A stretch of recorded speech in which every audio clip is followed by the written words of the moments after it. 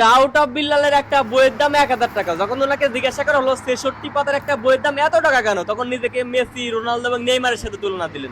Messi, Neymar, CR7 বলের দোকান দিলে, খেলাঘর দিলে 500 টাকার ডিয়ার বলটা 5 লাখ টাকা দিয়ে কেনার লোক আছে। আমি নিজেই একজন ফ্যান তাদের। ওই জায়গা থেকে এটা হচ্ছে value of time, value of person, value of personality.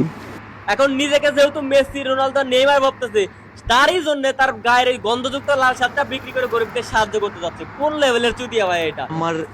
আমার লাল শার্টটা, এই যে শার্টটা বিক্রি করে দিব। তারপরে আবারও জিজ্ঞাসা করা হইলো, কেন ভাই এক একটা পৃষ্ঠা 4 টাকা করে মাত্র ছন্দ, এর দাম 1,000 টাকা হইলো? তখন সে বলল যে আমার সময়ের ভ্যালু এবং পার্সোনালিটির দাম এটা বইয়ের দাম না। Value of time, value of person, value of personality. তো এখন আমার কথা হচ্ছে, জাতীয় কবি কাজী নজরুল ইসলাম, পল্লী কবি জসিমউদ্দিন, বিশ্বকবি রবীন্দ্রনাথ ঠাকুর, এদের কি সময়ের দাম নাই? মানে এদের পার্সোনালিটির কোনো মূল্য নাই? যত মূল্য, তুমি খুব চ্যাটের ভালো হয়ে পড়ছো, তোমার একটা পার্সোনালিটির মূল্য দিতে হবে 1,000 টাকা 4 পৃষ্ঠার একটা বই কিনা, তাই না?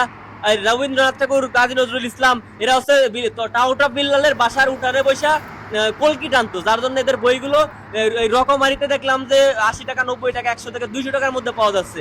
আর তোমার বই কিনতে গেলে 1,000 টাকা করে কিনতে হবে। খুব চ্যাটার ভালো হয়ে পড়ছে, তাই না? একটা কথা আছে না, লেবু বেশি চিপলে ভাই টক হয়ে যায়। এই টাউট অফ বিল্লালের অবস্থা হচ্ছে এইটা, মানে একদম বেশি বুঝতেছে ভাই। এখনো সময় আছে ভাই, ঠিক হওয়া, ভালো হওয়া। আর যে বিল্লালের বেজন্মা পোলাগের কথা করছি, যারা কমেন্ট বক্সে নিজের বংশের পরিচয় দিবি, তোদের পেছন হোগা মাইরে মাইরে বিল্লাল হচ্ছে কোটিপতি হচ্ছে, এটা যখন তোরা বুঝতে পারবি, তখন দেখবি তোদের বুদ্ধি বাসার হাতে হারিকেন ছাড়া আর কিছুই নাই।